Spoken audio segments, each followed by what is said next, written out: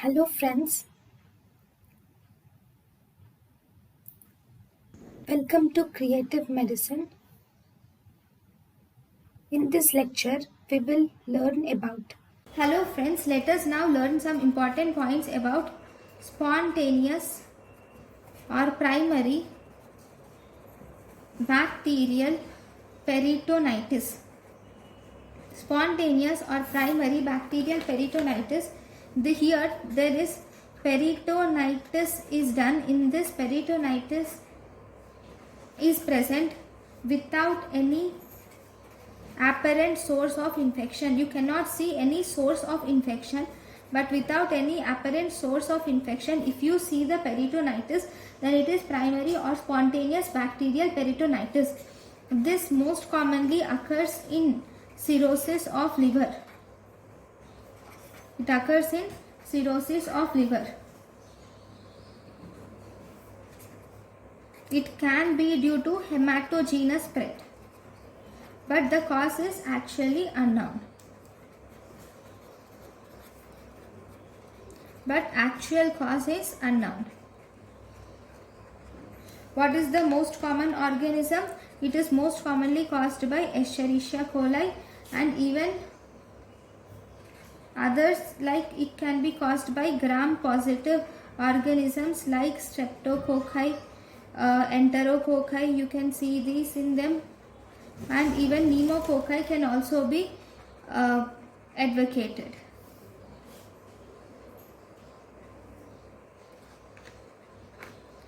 And anaerobes are less frequent.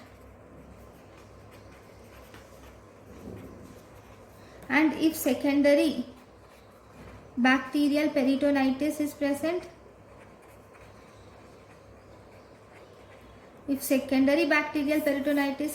then it is most commonly due to mixed flora. And anaerobes will always be present.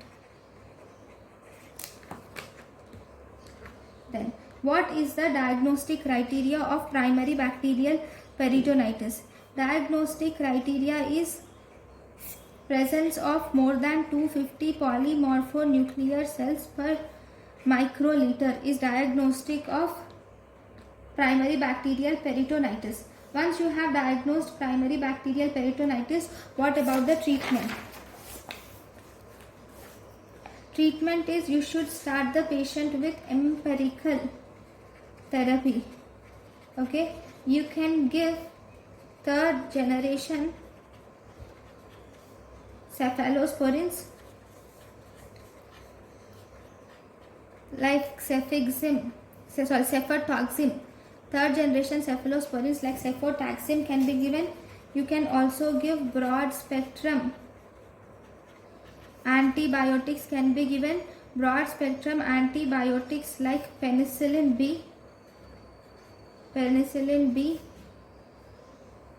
and also lactamase inhibitor or ceftriaxone can be given as empirical therapy. Then if you see the prevention,